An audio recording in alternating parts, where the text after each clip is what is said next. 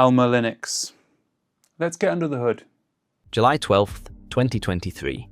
Alma Linux published a blog post titled The Future of Alma Linux. The announcement: Alma Linux would no longer pursue one-to-one binary compatibility with Red Hat Enterprise Linux. The new goal was ABI-compatibility. Software built for RHEL would continue to run on Alma Linux, but the underlying implementation would no longer be required to be a bit-for-bit copy. The community's immediate question: was this the end of Alma Linux as a RHEL clone? Alma Linux 10 shipped in May 2025. Alma Linux 10.1 is current. The Elevate migration tool has moved over 500,000 devices by the project's own account.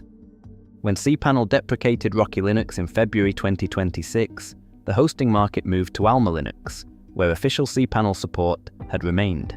Alma Linux bet on pragmatism over purity in July 2023. That bet has a clear return in 2026. The question is what it cost to make it. Cloud Linux was well positioned to build an enterprise Linux replacement quickly. Its core product, Cloud Linux OS, is itself an RHEL derivative, customized for shared hosting environments.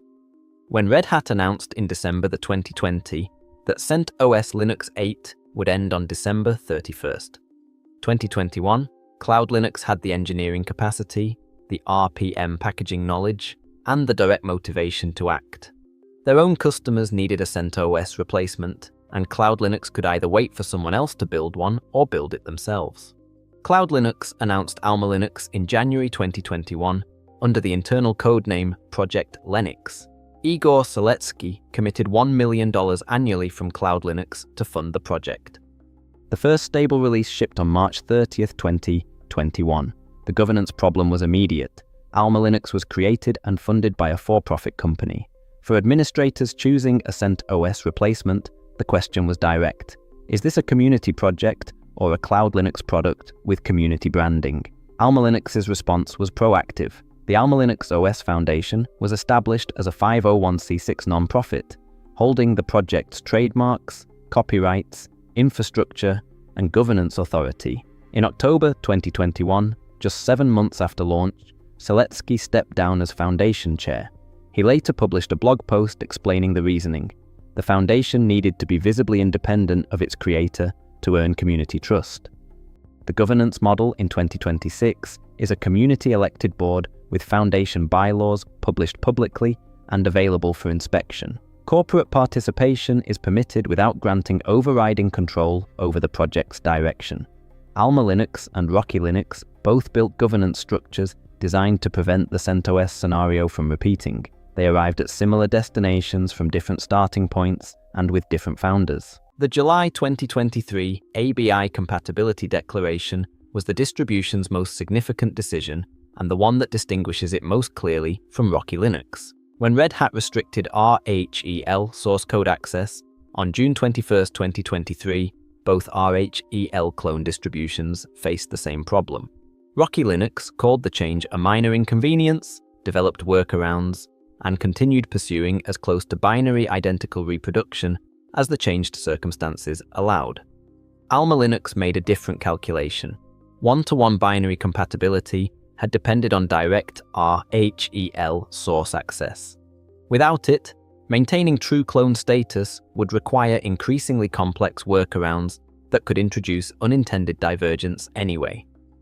The direct answer to that position was to declare ABI compatibility, guarantee the software interfaces, the kernel ABI, and the library contracts that enterprise software depends on, without requiring implementation identical code.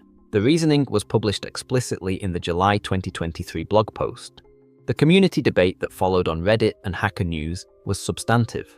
The concern: if Alma Linux is no longer a bit-for-bit RHEL clone, does software certified for RHEL actually run? The answer for the large majority of enterprise workloads is yes. ABI compatibility preserves the function signatures, library interfaces, and kernel module contracts that software uses. The difference surfaces in specific edge cases: vendors that do binary fingerprinting, compliance frameworks that name R, RHEL specifically, and certification scenarios where the distinction between built from RHEL source and ABI-compatible with RHEL has contractual significance. AlmaLinux 10, shipped in May 2025, was the first major release built entirely under the post-restriction model. Its existence proved the ABI compatibility strategy could produce a viable full-featured enterprise distribution without direct access to RHEL's source code. AlmaLinux 10.1 followed. The approach held. The failure modes in the research period document two categories: library and bootloader regressions inherited from the upstream, and elevate failures on the complex production servers where the migration tool's value is highest. July 24, 2024. Alma Linux published a public call for testers. A GIBC regression in Enterprise Linux 9.4 was causing Houdini, the industry standard VFX and animation software, to crash in production on Alma Linux systems. GIBC is not an optional component. It is the core interface between user space applications and the Linux kernel, linked by almost every program running on the system. A regression in GIBC can break applications that have no other relationship to the library change that caused it. Alma Linux's response was transparent. The blog post named the upstream Red Hat bug, described the scope, and asked the community to validate the fix while it was still in testing. August 18, 2025, an Alma Linux update broke the grub bootloader. A missing init ramps caused a kernel panic on boot. The server could not start. Recovery required either external rescue media or Cloud Console access with a restorable snapshot. Elevate, the in-place migration and major version upgrade tool, shows a documented pattern of failure on complex servers. January 2025. Elevate would not boot into the update environment. November 2025. A production server running Direct Admin, Immunify 360, and LiteSpeed could not complete the 9.6 to 10 upgrade. January 2026. Berkeley DB and pseudo-dependency conflicts blocked a 9 to 10 migration. The pattern is consistent. Elevate works reliably on clean standard installations. It struggles on production servers carrying years of accumulated third-party packages, which is precisely the category of server most likely to need it. Alma Linux's case is strongest in two specific situations. For organizations migrating from CentOS 7 servers that cannot be rebuilt from scratch, Elevate is the reason to choose Alma Linux. Rocky Linux has no equivalent in-place migration path from CentOS 7. The migration requires a fresh install and manual data transfer. For organizations with large CentOS 7 fleets, the operational difference between those two approaches is measured in days of work per server. When the fleet runs to hundreds of systems, Elevate's reliability on clean installations makes Alma Linux the practical choice, even accounting for its documented failures on complex servers. For organizations running cPanel managed hosting infrastructure, Alma Linux is the clear RHEL compatible choice, following cPanel's February 2026 Rocky Linux deprecation.